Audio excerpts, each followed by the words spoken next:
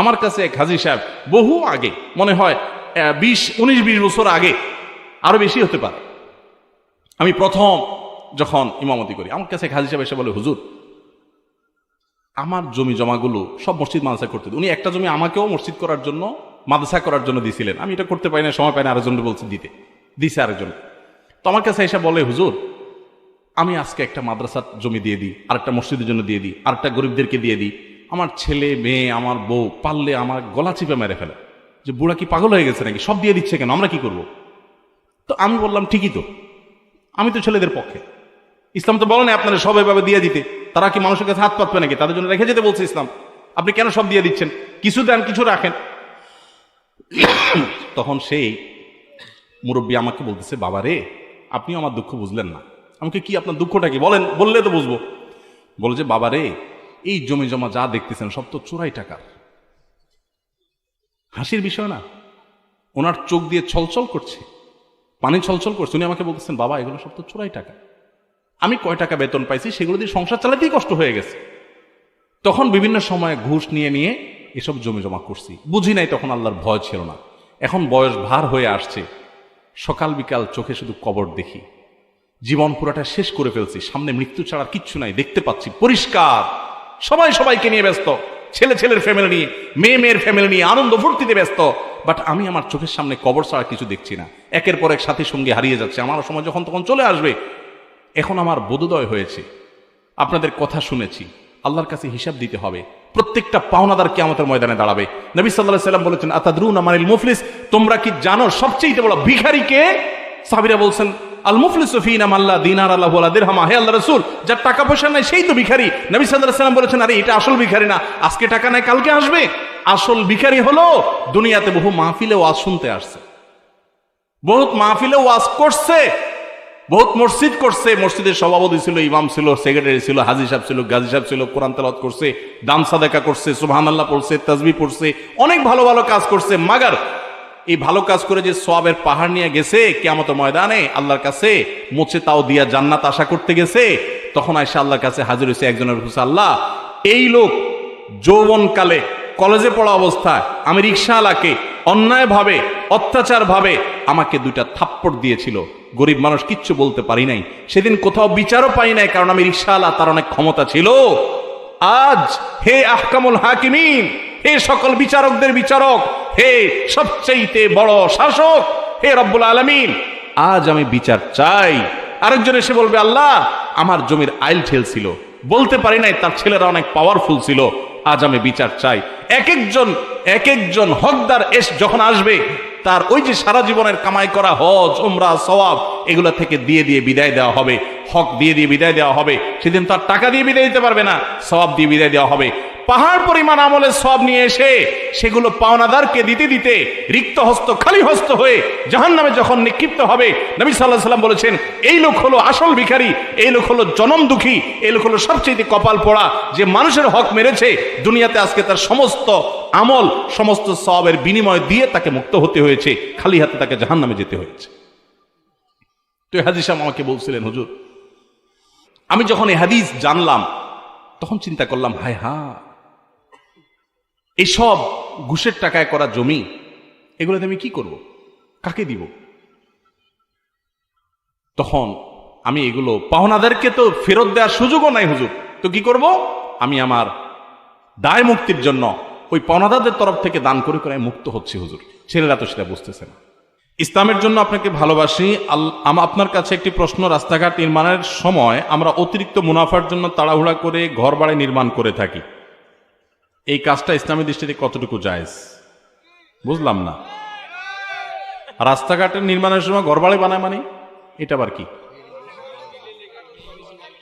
রাস্তাঘাট বানানোর সময় ঘর বাড়ি বানায় কি লাভ? ও রাস্তার আশেপাশে যাতে ভাঙা পড়ে। সুবহানাল্লাহ বলবো না নাউযুবিল্লাহ বলবো? আল্লাহ, আহা, এই কাহিনী তো আমার এতটা জানা ছিল না। দেখেন কত মাসালা এখনো জানার অভাব আছে আমার। এই নরসিংদী আসলে এই মাসালা শিখতে পারতাম না। সুবহানাল্লাহ। ভাইরা আমার, দেখুন এই টাকা পয়সা এগুলো কি কবর নিয়ে যাওয়া যাবে ভাই? যে কাফন পরায় দেওয়া হবে শরীরে, জীবনে বহু জামাই তো পরেছি আমরা, তাই না? শার্ট, গেঞ্জি, পাঞ্জাবি, কত কিছু তো পরতেছি, তাই না? সব পোশাকেই কম বেশি পকেট আছে। পাঞ্জাবিরও পকেট আছে, শার্টেরও পকেট আছে, প্যান্টেরও পকেট আছে, তাই না? পাজামারও পকেট আছে। কিন্তু মরার সময় যে কাফনটা পরে যাবেন ওইটাতে কিন্তু পকেট নাই। পকেট আছে কাফনের? পকেট নাই, কিছু নিয়ে যেতে পারবেন না।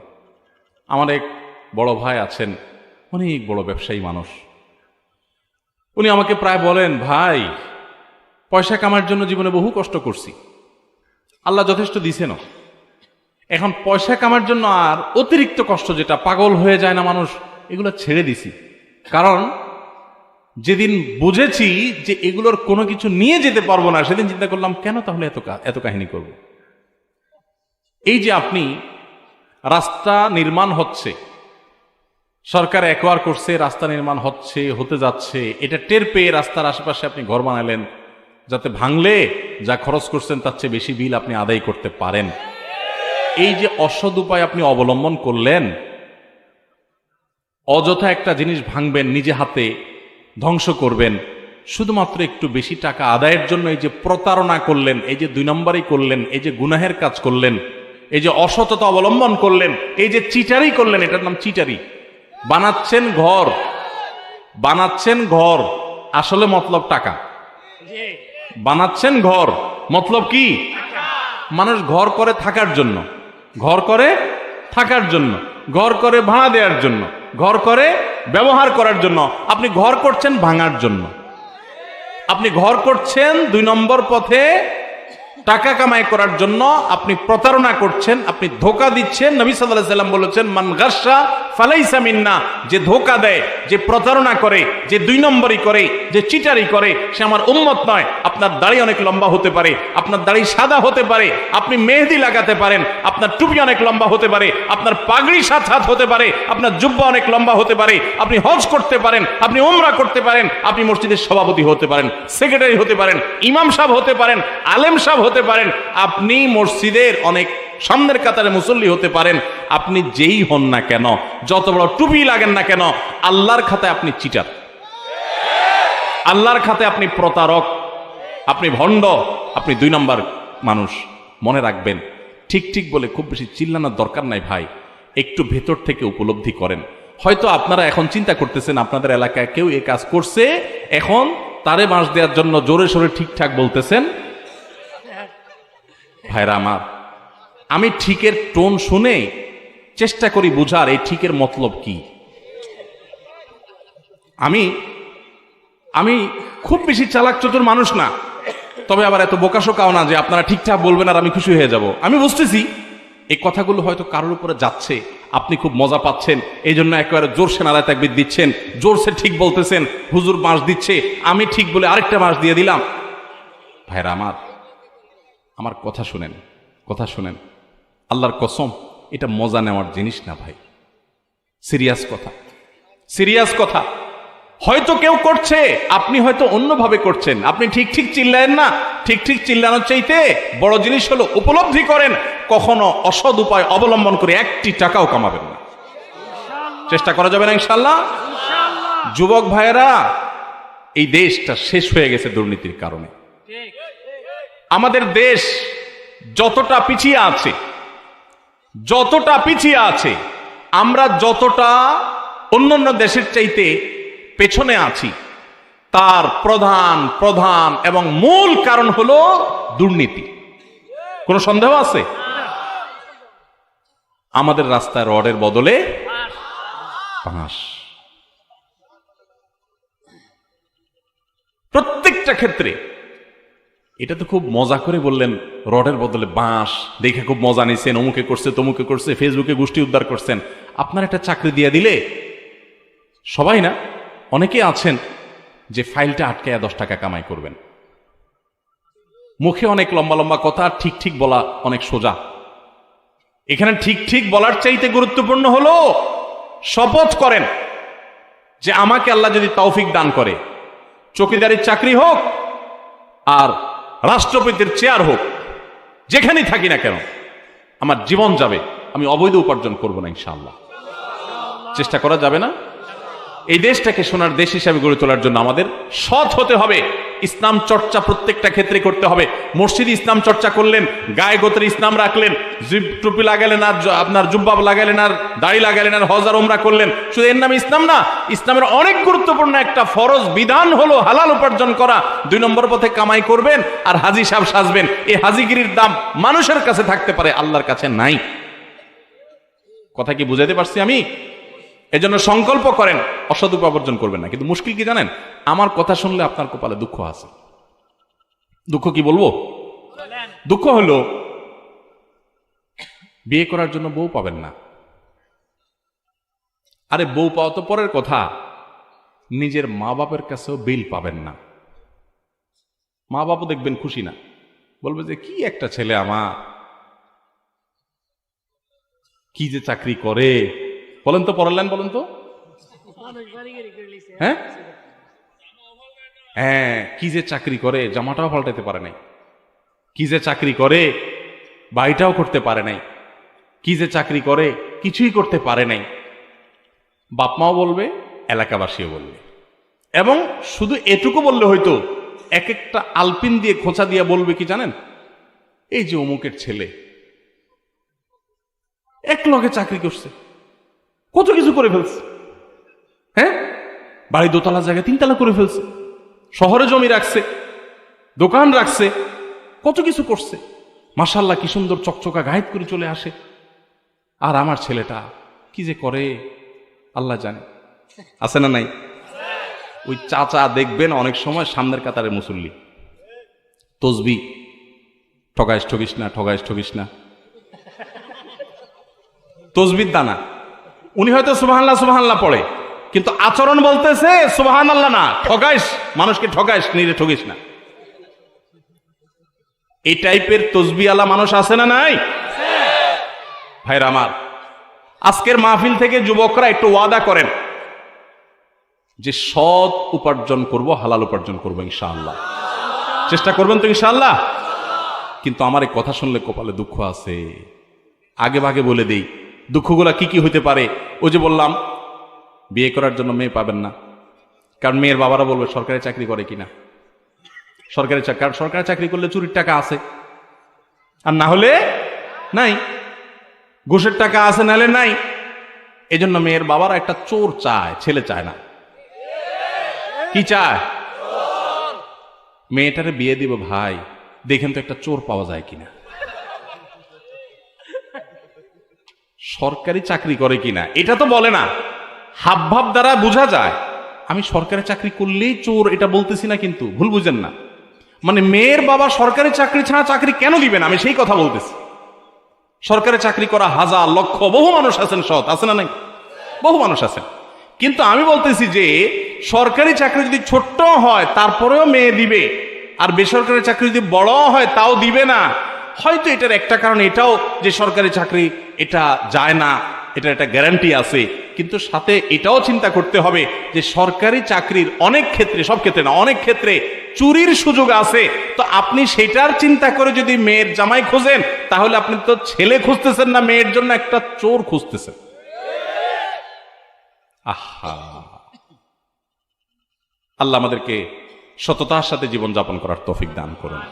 শুনেন, এই যে ঠিক ঠিক বলতেছেন না আমার সাথে, এগুলোর জন্য পয়সা কড়িও লাগে না, মেরুদণ্ডে জোরও লাগে না। এই সস্তা ঠিক ঠিক বলা খুব সোজা। ওয়াজ মাহফিলে ঠিকও ঠিক, বেঠিকও ঠিক। হুজুর মাইক দিয়া যায় বলে, পাবলিক হুদাই ঠিক ঠিক কয়। এই ঠিক ঠিকের চাইতে গুরুত্বপূর্ণ কি জানেন? এখানে বেশিরভাগই যুবক। সংকল্প করেন যে আমি চ্যালেঞ্জ নেব। এটার জন্য মেরুদণ্ডে শক্তি লাগবে, মেরুদণ্ড সোজা করে দাঁড়াতে শিখতে হবে। যে আমি সরকারি চাকরি যদি পাই, আমি দৃষ্টান্ত স্থাপন করবো। আলহামদুলিল্লাহ, বহু সরকারি চাকরি আছেন সৎ, আমার পরিচিত বহু লোক আছে। কিন্তু আমি দৃষ্টান্ত স্থাপন করে যে আমি অসৎ হব না। এটার জন্য ওই যে তীর আসবে কোত্থেকে? মেয়ের বাপের তীর মারবে, বউয়ে তীর মারবে, বাপ মা তীর মারবে, এলাকাবাসী তীর মারবে। কি চাকরি করে? যখন বিদেশ যাই প্রবাসী ভাইরা বলে, হুজুর কি বলতাম, মনের দুঃখ, এত টাকা পয়সা পাঠাই, তাও মা বাপের মন বলতে পারি না। কি যে বিদেশ করো বাবা, তোমার কত পরে গেছে অমুকের ছেলে, পুরো এলাকা কিনে আলেস, পুরো এলাকা। আহা, চাচারা, বাবাজিরা, কান খাড়া করে শুনেন, কিয়ামতের ময়দানে জাহান্নামে ওই ছেলেকে ফেলানোর আগে আপনাকে উপর করে ফেলানো হবে। কারণ আপনি আপনার ছেলেকে চুরি করতে বাধ্য করেছেন। ওই স্ত্রীকে আল্লাহ তাআলা আগে নিক্ষেপ করবেন যে স্ত্রী তার স্বামীকে চুরি করতে বাধ্য করেছে, কারণ তার অপরাধটা আগে হয়েছে। ভাইরা আমার, সৎ মানুষের কোনো দাম এই সমাজে নাই। রাস্তা দেখবেন অমুক ভাই তমুক ভাই, সালাম আলাইকুম সালাম আলাইকুম, তাই না? কিন্তু সৎ মানুষ 2 নম্বর পথে টাকা কামাই করে না। প্রত্যেকটা এলাকাতে কিন্তু কম বেশি সৎ মানুষ আছে। সরকারি বেসরকারি চাকরি করছেন বিভিন্ন ক্ষেত্রে সৎ আছে না? বহু লোক এলাকাবাসী কিন্তু চিনে কে সৎ কে অসৎ, তাই না? বেশিরভাগ ক্ষেত্রেই চিনে। এই সৎ মানুষদের কোনো দাম, আরে অন্য কোথাও তো দাম নাই, দাম নাই। এই যে মাহফিলের মঞ্চেও দাম নাই। সব দেখবেন চোর ডাকাতদেরকে দাম, ভালো মানুষের কোনো দাম নাই। কয়টা মাহফিল পাবেন যে একজন সৎ নেককার মানুষকে এনে সেখানে পুরস্কার দেওয়া হয়? আমার 24 তারিখে একটা প্রোগ্রাম আছে কসবায়। তো আমার এক বন্ধু, একজন ডাক্তার, বিসিএস ডাক্তার, ওনার মাহফিল। আমি ওনাকে গতকালকে আমার অফিসে আসছিল, বলছিলাম যে ভাই, বহু পুরস্কারই তো মাহফিলে দেই, আপনার এলাকাতে আমি একটা পুরস্কার দিব, সততার পুরস্কার, একটা না কিছু পুরস্কার আমার তরফ থেকে দেব। যে যুবকরা মা বাবার কথা শুনে এলাকা কাউকে কষ্ট দেয় না, মাস্তানি গুন্ডামি বদমাইশি করে না, এরকম ভালো ছেলেদেরকে আনবেন স্টেজে, আমি একটু পুরস্কার দিব, ওদের কপালে একটু চুমু খাবো। কারণ সততার মূল্যে এই সমাজে কেউ দেয় না। এই স্টেজ মসজিদের মিম্বর যদি না দেয় তো আল্লাহর জমিন থেকে সততা ধুয়ে মুছে চলে যাবে। মসজিদ কমিটিতেও দেখবেন যে সব চোর ডাকাত খুঁজে খুঁজে বাইর করে। আমি সবাইকে বলতেছি না, বা আবার ভুল বুঝেন না, বেশিরভাগ আমি সেটা বলছি। কয়টা মসজিদে আপনারা দেখেন যে মসজিদ কমিটিতে ভালো ভালো মানুষগুলোকে, যে এলাকায় সবচেয়ে সৎ, সবচেয়ে ভালো মানুষ, সত্য কথা বলে, ধানাই ফানাই করে না, 2 নম্বরই করে না, এই মানুষগুলোকে খুঁজে খুঁজে এনে মসজিদে দায়িত্ব কয়টা মসজিদে দেওয়া হয় বলেন তো? নাই। কারণ আমরা সবাই চাই, আমরা হুজুররাও চাই যে মসজিদটা চকচক করুক, আমার কমিটির লোকজন চোর ডাকাত যাই হোক মসজিদ যেন চকচক করে। এটা কি ইসলাম? এটা ইসলাম না। আমার মাহফিলের চকচকের চাইতে গুরুত্বপূর্ণ হলো আমরা যেন সৎ হতে পারি। তো সৎ হতে হলে অনেক ঝামেলা আছে। যুবক ভাইরা, এখন আপনারা সিদ্ধান্ত নেন কে কে সৎ থাকবেন আর কে কে অসৎ থাকবেন। অসৎ থাকলে সুবিধা আছে কি? সুবিধা আছে যে সবাই বাহাবা দিবে, সবাই বলবে সফল মানুষের গল্প শোনাও, টেলিভিশন চ্যানেল ডাক দিয়ে নিবে, আর টকশোতে বলবে যে আপনি ঢাকা শহরে এসেছেন, লঞ্চের ভাড়াও আপনার কাছে ছিল না, আপনি কিভাবে এত সম্পদের মালিক হয়েছেন বলেন তো? সাক্ষাৎকার নেবে, তাই না? এবং মানুষকে বলবে সফল মানুষের গল্প। এদের সবাই যে খারাপ মানুষ তা আমি বলছি না, কিন্তু আপনি 2 নম্বর পথে কামাই করে লাল হয়ে গেছেন, সবাই বলবে মাশাআল্লাহ মাশাআল্লাহ, দেখছেন মাত্র কয়েক বছর গেছে, বিদেশ গেছে, দেখছো সব লাল হয়ে গেছে। কোত্থেকে মালিকের টাকা মেরে আনছে সেটা দেখবে না মানুষ। সবাই এরকম না, কিন্তু বেশিরভাগই যারা অল্প সময় আঙ্গুল ফুলে কলা গাছ হয়, বেশিরভাগই এরকম। তো এখন অসৎ হলে সুবিধা আছে যে সবাই সফল মানুষের গল্প শুনবে, সবাই বাহবা দিবে, কিন্তু সৎ মানুষ হলে কেউ দাম দিবে না। এখন সৎ হবেন না অসৎ হবেন? তাও সৎ হবেন। আল্লাহ আপনি আমাদের নিয়তগুলোকে কবুল করে নিন। আল্লাহ আমাদের মেরুদণ্ডগুলোকে শক্ত করার তৌফিক দান করুন। অসৎ হওয়ার জন্য যোগ্যতা লাগে না, অসৎ হওয়ার জন্য যোগ্যতা, চোর হওয়ার জন্য যোগ্যতা লাগে না, সৎ হওয়ার জন্য যোগ্যতা লাগে। সৎ হওয়ার জন্য মেরুদণ্ড শক্ত থাকতে হয়, হিম্মত থাকতে হয়, সৎসাহস থাকতে হয়। বাবাকে বলতে হয় বাবা আমি চুরি করব না। তুমি অসন্তুষ্ট থাকতে পারো বাবা, আমি 2 নম্বর জিনিস তোমাকে খাওয়াবো না। আমাকে অন্যদের উদাহরণ দিবা না, আমাকে সৎ মানুষের উদাহরণ দাও। যুবকরা বলা যাবে না বাবাকে ইনশাআল্লাহ? বেয়াদবি করা ছাড়া সুন্দর ভাই বলা যাবে না। আমি এই জন্য বলি, বিয়ের আগে বউরে বলে দিবেন, শোনো বউ, আমি কিন্তু বড় তেড়া যুবক, আমি কিন্তু 2 নম্বর পথে কামাই করব না।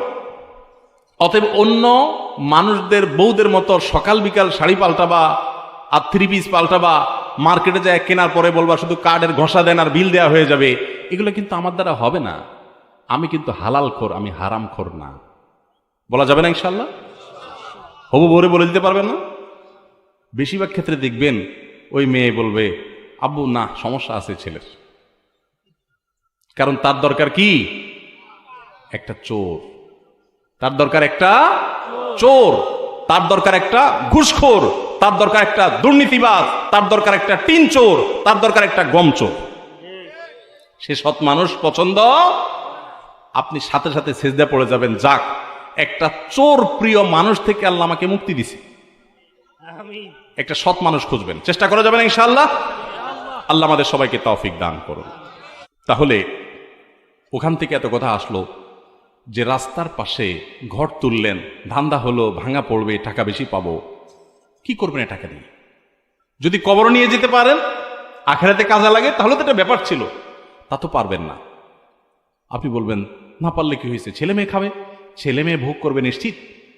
বহু মানুষ সম্পদ রেখে চলে গেছে, তার ছেলেমেয়েরা ভোগ করতে পারে নাই, হাতে বুতে অন্য মানুষ খেয়ে ফেলছে, আছে না নাই? সবচেয়ে বড় হতভাগাকে জানেন?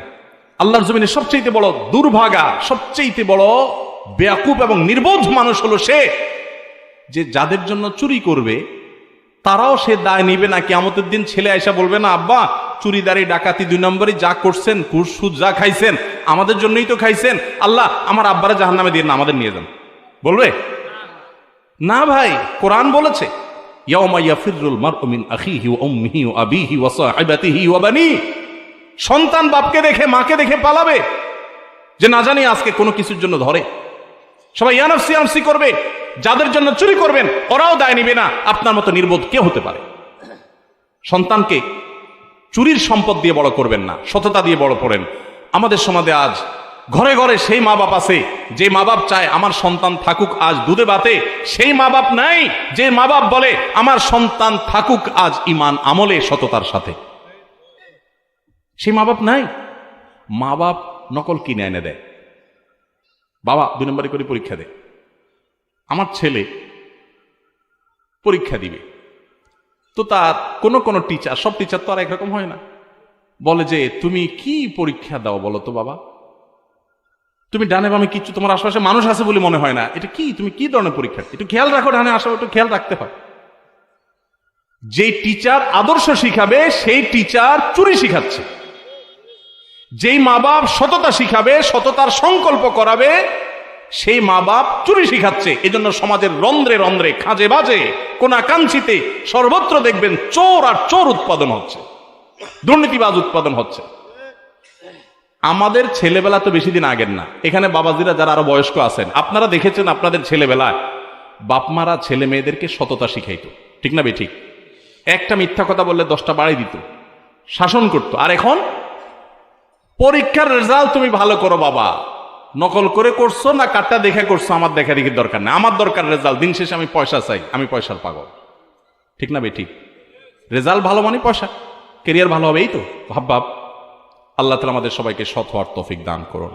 ঘরে ঘরে সততার চর্চা করবে। সততার লাভ কি জানেন? নগদ লাভ হইল মানসিক শান্তি।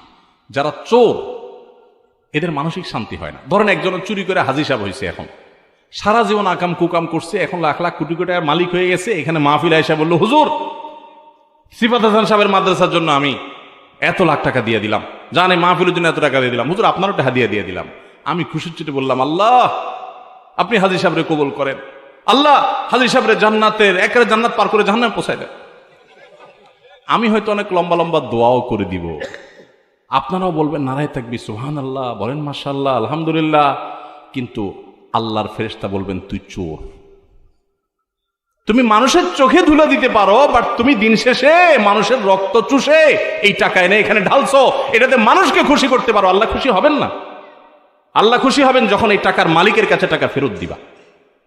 আজকে আমার অফিসে এক লোক আসছে, আয়সা বলে, হুজুর দুবাইতে এক চিটার, সে আমার কয়েক কোটি টাকা মেরে দিছে, তো আমি তারে খুঁজতে গেছি দুবাইতে, তো সে আমাকে মক্কার মিকাত থেকে ভিডিও কল দিছে, দিয়া তার এহরাম পরা ভিডিও দেখাচ্ছে সে ওমরা করতে গেছে। অর্থাৎ বুঝাইতেছে তুমি আমার দুবাই খুঁজে লাভ নাই, চান্দু আমি মক্কায়। তো সে ভিডিও কল দিয়ে দেখাইতেছে। তো আমার বলতেছে হুজুর আমার একটু বুঝান, এই লোকটা উমরা করতে গেছে কি লক্ষ্যে, সে আমার মতো এরকম বহু মানুষের টাকা মেরে নিয়ে গেছে। সে দেখাইতেছে দেখো তুমি আমার পিছনে লাগিয়ে লাভ না, আমি কিন্তু আল্লাহর ঘরে আছি। আমাদের চিটারি বাটপারি এই লেভেলে চলে গেছে যে হিতাহিত জ্ঞান পর্যন্ত হারিয়ে গেছে। সততার সাথে চলবো তো ইনশাআল্লাহ। সততার সাথে চলার লাভের কথা বলতেছিলাম। লাভটা কি জানেন? মানসিক শান্তি। ওই যেটা বলতেছিলাম যে হাজী সাহেব আইসা টাকা দিল, পয়সা দিল, হাজী সাহেব চুরি ডাকাতি করে এগুলো কামাইছে। আমরা সবাই নারায় তারবি মারহাবা দিলাম। হাজী সাহেবের পোলাপাইন ভাব চক্কর নিয়ে রাস্তাঘাটে চললো, গায়ে নিয়ে চকচকা ঘুরলো, ইউ ভাব জাহির করলো। মাগার হাজী সাহেব নিজের মনের ভিতরে উনি জানেন উনি একটা চোর, উনি জানেন উনি একজন রক্তচোষা, উনি একজন দুর্নীতিবাজ, বহু মানুষের চোখের পানি ফেলে টাকা উপার্জন করে আজকে তিনি এটা কামাই করে এই জায়গায় এসেছেন। ওনার ছেলে মেয়ে নাতিপুতিতে এগুলো বুঝবে না, সবাই তো খুব ভাবসাব জাহির করবে, আমরা হুজুররা বলবো নারায়ে তাকবীর সুবহানাল্লাহ আলহামদুলিল্লাহ, কিন্তু উনি দিন শেষে জানেন উনি একটা চোর।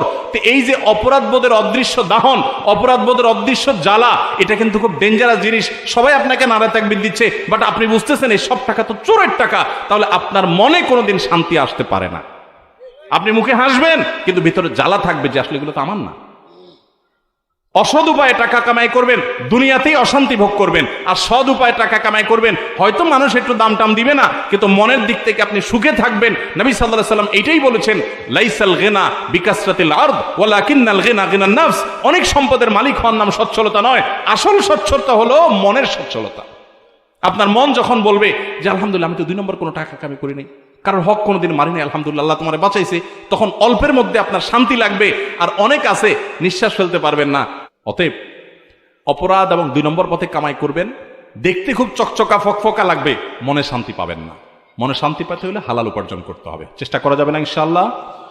আল্লাহ আমাদের সবাইকে তৌফিক দান করুন, হিম্মত দান করুন, বাবাদেরকে মায়েদেরকে হিম্মত দান করুন, আমাদের মেয়েদেরকে হিম্মত দান করুন, পুরুষদেরকে আল্লাহ তাআলা হিম্মত দান করুন।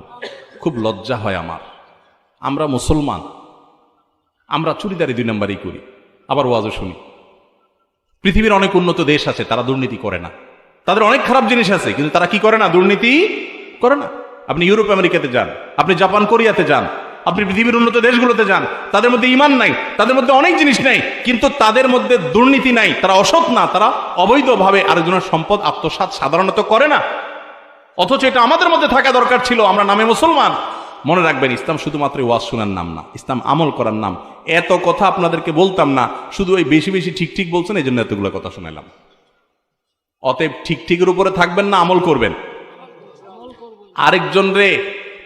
আরেকজনের গায়ে যাচ্ছে সেজন্য ঠিক ঠিক বললেন, পাশে একটু খোঁচাও দিলেন, হ্যাঁ আশেপাশে একটু খোঁচা দিলেন একজনরে, হ্যাঁ ওই যে চাচারা দিচ্ছে বাঁশ হুজুরে, দেখছো চাচা ঘর উঠেছে রাস্তার কাছে, হ্যাঁ ধরা খাইছিনি আজকে। মজা লইয়া লাভ না ভাই, আপনার কবরে আপনি যাবেন, চাচার কবরে চাচা চিন্তা আপনি করার দরকার নেই, আপনারটা আপনি করেন। আল্লাহ আমাদের সবাইকে সজদার সাথে চলার তৌফিক দান করেন।